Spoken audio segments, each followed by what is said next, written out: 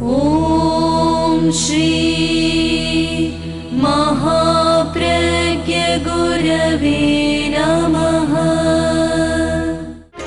जिसके सांसों में रहता है शाश्वत शांति का स्पंदन, उस महाप्रज्ञ को वंदन, उस महाप्रज्ञ को वंदन।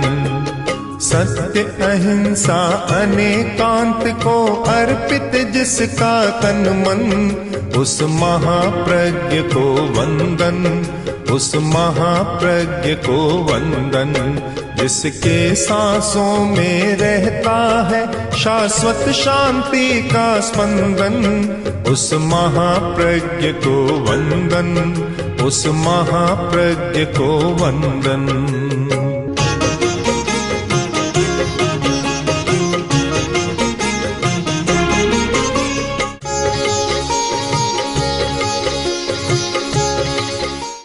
अणुव्रत किसी का नहीं है, इसलिए सबका है। अगर एक संप्रदाय का ही अधिकार उस पर हो तो वह सबका नहीं हो सकता।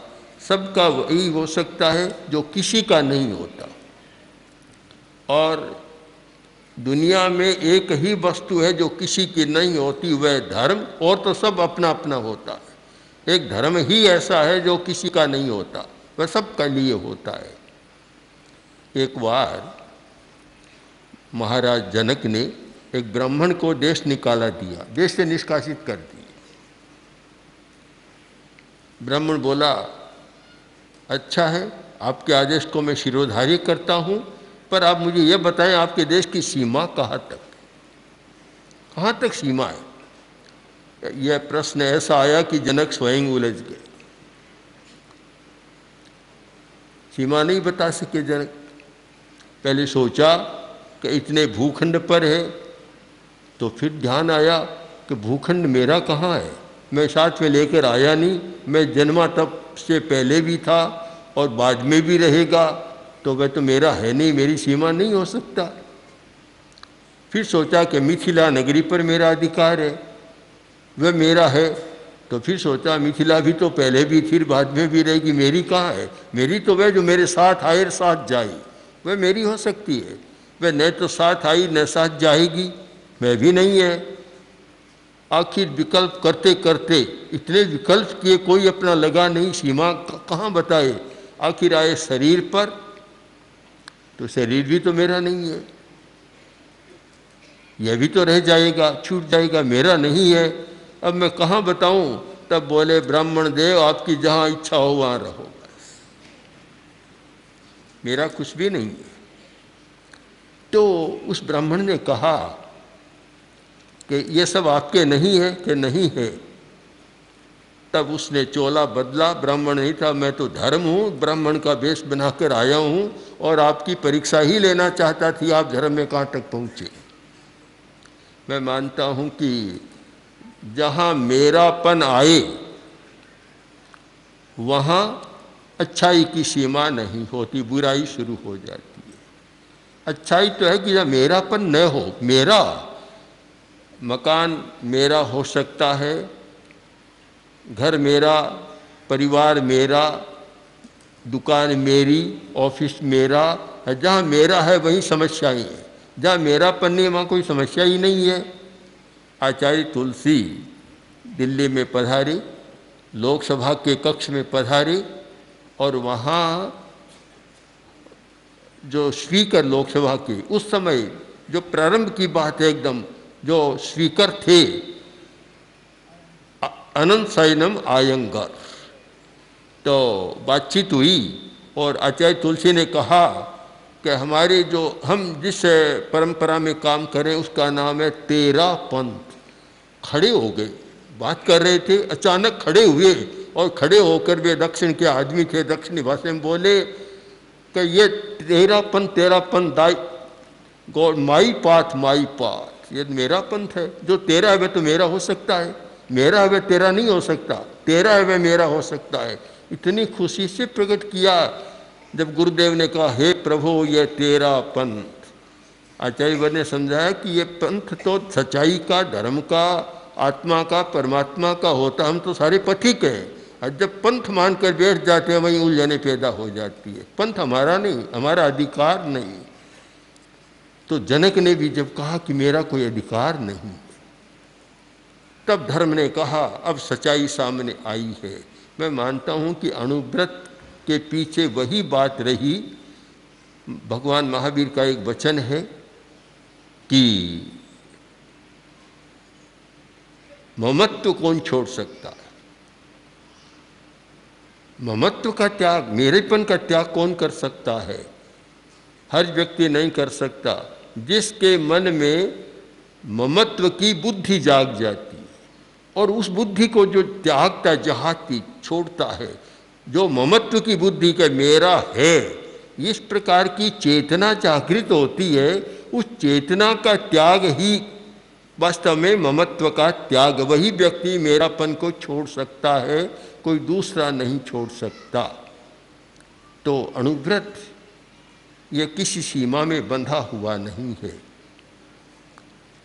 अगर जनक अपने राज्य की सीमा नहीं बता सके तो आचार्य तुलसी भी अणुव्रत की कोई सीमा नहीं बता सकते, ये किसके साथ जुड़ा हुआ है, कभी नहीं बता सकते।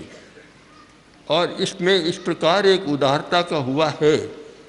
एक मुस्लिम भाई ने कहा कि मैं अणुव्रती बनना चाहता हूँ क्योंकि इसके आचार संहिता बहुत, यह धर्म का अच्छा रूप है, मैं बनना चाहता हूँ, पर मैं तो मस्जिद में जाता हूँ, नमाज पढ़ता हूँ। आचार्यवर ने पूछा कितनी बार पढ़ते हो? कि 5 बार।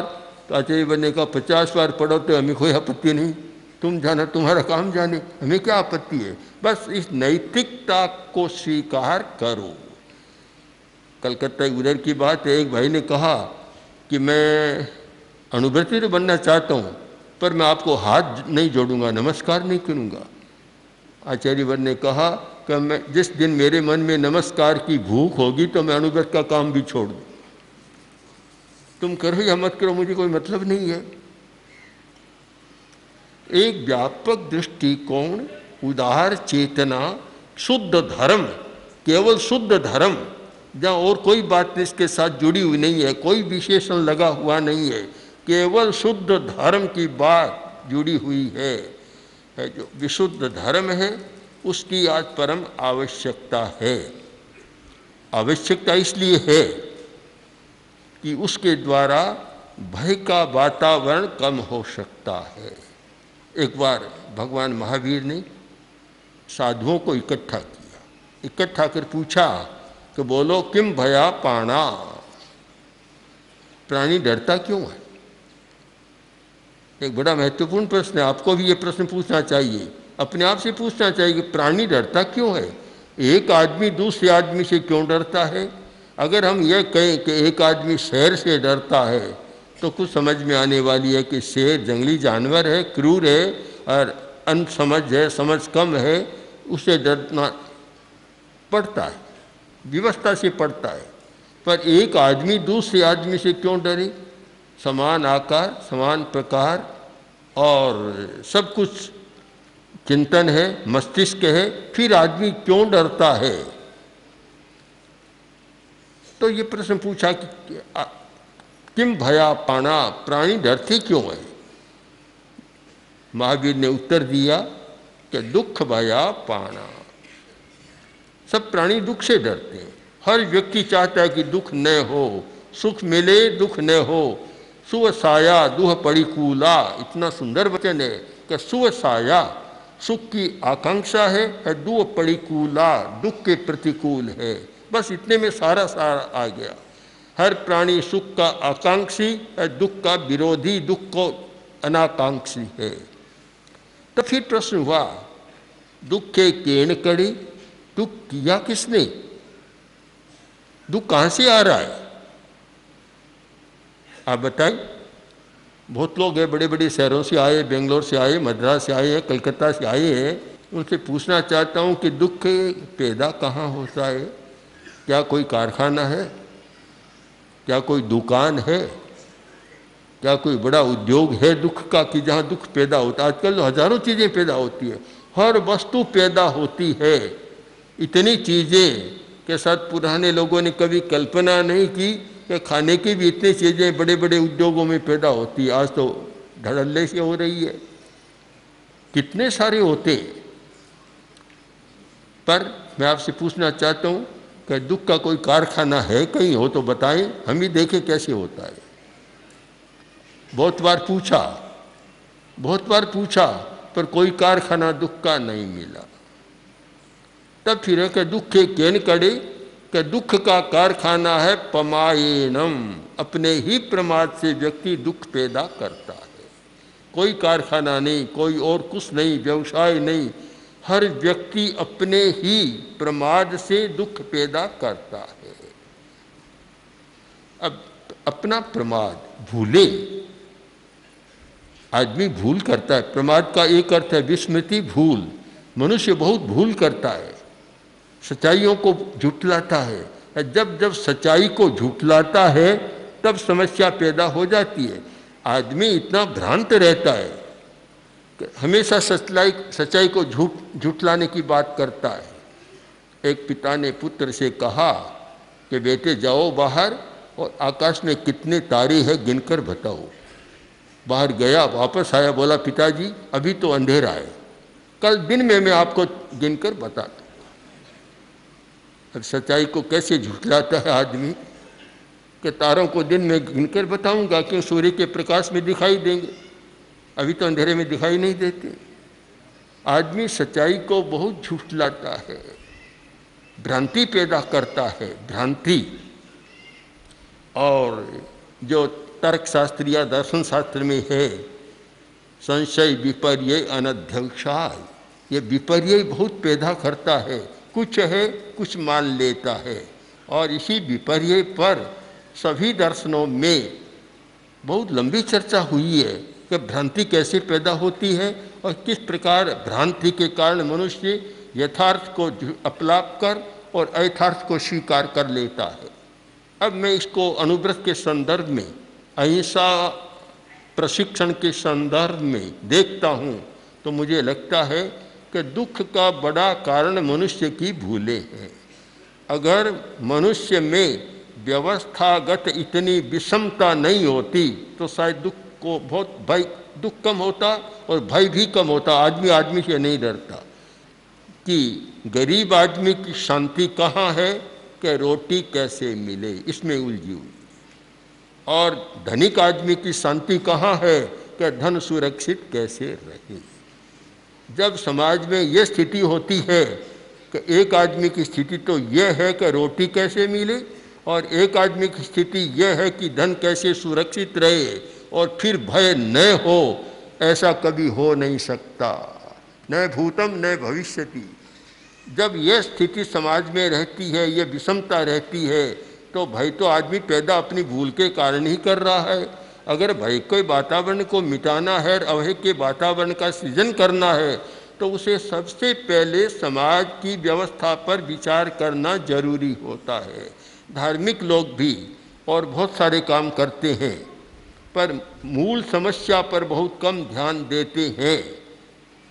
इस समस्या पर कि हिंसा कहाँ से आ रही है, क्यों पैदा हो रही है, भय कहाँ से पैदा हो रहा है। एक बार शिविर हुआ और उस शिविर में एक भाई आया जिसके पास शायद रिवॉल्वर था क्या पिस्तौल था, तो हिंसा में रस लेते थे। डरता हिंसा करने वाला स्वयं भी डरता, दूसरों को डराते थे। किंतु जैसे ही यह समाज की व्यवस्था सारे तत्वों को समझा तो उन्होंने कहा कि मैं इतने दिन इसमें अभी शस्त्र को बेचकर जो भी आय होगी मैं अहिंसा प्रशिक्षण में लगाऊंगा। इनका भय कैसे मिटा। तो हम जब तक सच्चाई को समझे, और हमारा तो यह अनुव्रत के अहिंसा प्रशिक्षण के संदर्भ में विचार एकदम पुष्ट होता जा रहा है कि जब तक यह समाज की व्यवस्था ऐसी रहेगी कि एक आदमी को तो खाने को इतना मिलता है कि खाने की टेबल पर 50-100 आइटम हो जाते हैं, और एक व्यक्ति को खाने के लिए पूरी रोटी नहीं मिलती, इस प्रकार का वातावरण चले और फिर हम कल्पना करें कि हिंसा न बढ़े, आतंक न बढ़े, भय न बढ़े, कभी संभव नहीं है।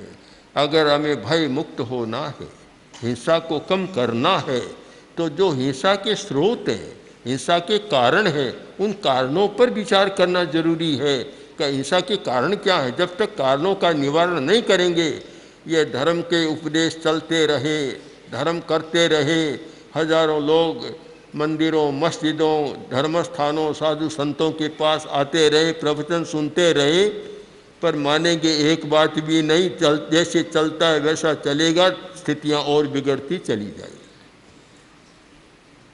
कोई समाधान नहीं लगता। हमें समाधान खोजना है तो सबसे पहले तो नैतिकता पर विचार करना होगा, नैतिक मूल्यों पर यानी अनुव्रत पर विचार करना होगा। स्थिति यह है, हमने बहुत सारे सरकारी अधिकारियों से सुना कि हम करते हैं, गरीबों के लिए करते हैं, पर गरीबों तक पहुंचता नहीं। बीच में खाने वाले बहुत है, बड़े बड़े लोग ऐसे मगरमच्छ बैठे हैं कि पता नहीं सबको निगल जाते हैं। एक बार आचार्य तुलसी जब दिल्ली में विराज रहे थे, उस समय प्रधानमंत्री राजीव गांधी दर्शन करने आए थे, बातचीत हो रही थी, तो आचार्यवर ने कहा, राजीव जी इतने देश में गरीबी है, ऐसी स्थितियां हैं, आप कभी उन पर ध्यान देते हैं? बोले महाराज करें क्या, ध्यान तो मैं देता हूँ, ध्यान देता हूँ, पर कठिनाई हमारी यह है, हम गरीब के लिए 1 रुपया देते हैं तो वहाँ उसके पास 15 पैसा पहुँचता है। पुरानी बात हो गई, आज तो कहना चाहिए 5 पैसा भी पहुँचता है या नहीं पहुँचता। अनैतिकता जहाँ है, नैतिकता नहीं है, वहाँ भय का वातावरण बना रहेगा, हम कभी अभय का वातावरण बना नहीं सकते। सबसे पहली आज जो राष्ट्र की जरूरत है वह है नैतिकता का विकास, दूसरे शब्दों में कहो अनुव्रत का विकास। एक ही बात है, अनुव्रत और नैतिकता पर्यायवाची शब्द है, एकार्थक है। अनुव्रत का मतलब नैतिक मूल्यों की आचार संहिता, और नैतिक मूल्यों की आचार संहिता का नाम अनुव्रत, कोई अंतर नहीं है। मैं मानता हूँ जो लोग इस क्षेत्र में काम कर रहे हैं, हमारे सैकड़ों कार्यकर्ता काम कर रहे हैं, कितना प्रशिक्षण देते हैं। आज सुबह सुबह पांडे जी ने बताना शुरू किया कि इस व्यक्ति ने 500 को प्रशिक्षण दे दिया, इसने 100 को दे दिया, 200 को दे दिया, हजारों की सूची मेरे सामने प्रस्तुत कर दी। तो ये जो बिहार झारखंड में हमारे कार्यकर्ता, अनुव्रत के कार्यकर्ता, अहिंसा प्रशिक्षण का, नैतिकता का जो काम कर रहे हैं, मैं मानता हूँ यह भय के वातावरण को कम करने का काम कर रही हैं, अभय के वातावरण के सृजन का काम कर रही हैं। और केवल हम अपनी बड़ी बड़ी बातें करें, दार्शनिक चर्चाओं में उलझे रहे और जीवन की मूल समस्याओं पर विचार न करें, कभी भय का वातावरण मिटेगा नहीं और बढ़ता चला जाएगा। शायद पुराने ज़माने में इतना भय नहीं था। हिंदुस्तान का एक युग स्वर्ण युग कहलाता है, मौर्य साम्राज्य का, गुप्त साम्राज्य का एक स्वर्ण युग था, स्वर्ण युग। और उसके बारे में जो विदेशी यात्रियों ने जो लिखा है इंडिका में, इतना बढ़िया उसका लिखा हुआ है। मेगास्थनीज आया, उसने लिखा कि हिंदुस्तान एक ऐसा देश है जहाँ ताला नहीं लगता, रात को ताला नहीं होता हुआ। कितने आप देखिए नैतिकता कि ताला नहीं लगता। आज कोई परीक्षा कर ले बेंगलोर में, मद्रास में या कलकत्ता, मुंबई में, कि एक दिन बाजार में ताला न लगे तो दूसरे दिन ताला लगाने की फिर जरूरत ही नहीं।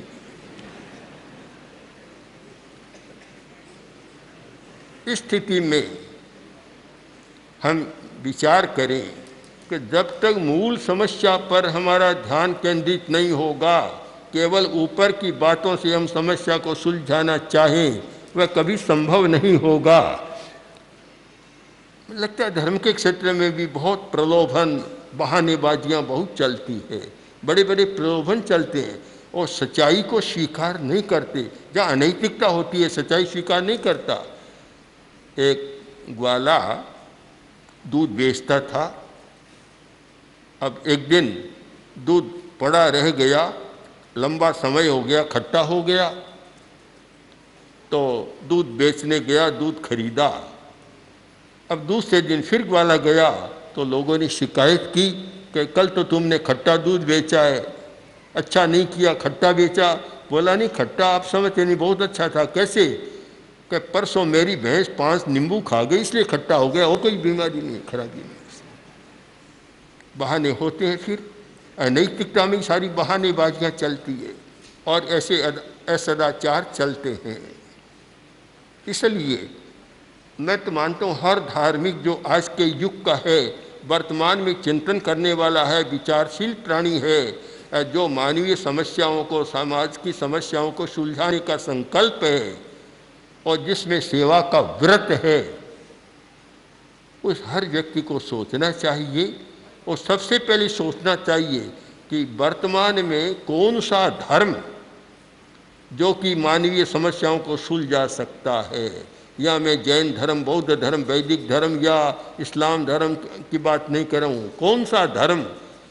वह धर्म जिसके साथ न कोई प्रत्यय है, न कोई विशेषण है और न कोई कुछ नहीं है, केवल नैतिकता का धर्म। आचार्य महाप्रज्ञ 20वीं 21वीं सदी के अतुलनीय दार्शनिक, अद्वितीय विचारक, विलक्षण साहित्यकार, अद्भुत प्रवचनकार तथा जन उद्धारक थे।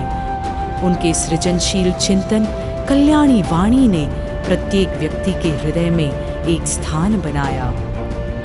सरल भाषा में जीवन की सच्चाइयों को छूने वाले उनके विचार श्रोता व पाठक के हृदय में उतरकर आत्मनिरीक्षण, स्वदोष दर्शन व आत्म परिष्कार की भावना जागृत करते हैं। उनका समग्र साहित्य अब आ रहा है महाप्रज्ञ वाङ्मय के रूप में। 121 पुस्तकों की यह नवीन समायोजना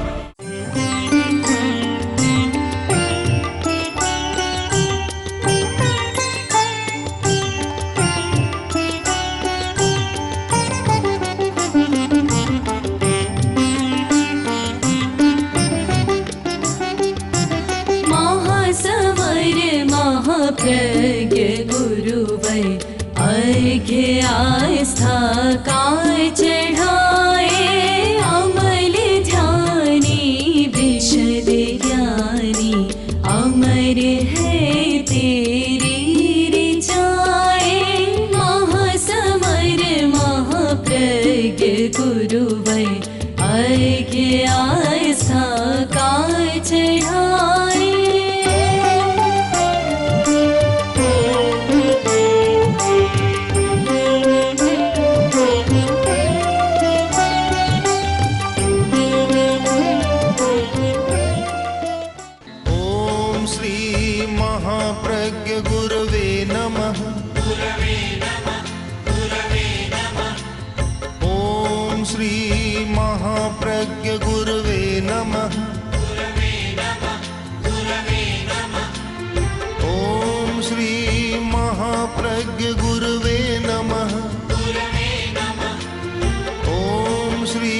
महाप्रज्ञ गुरुवे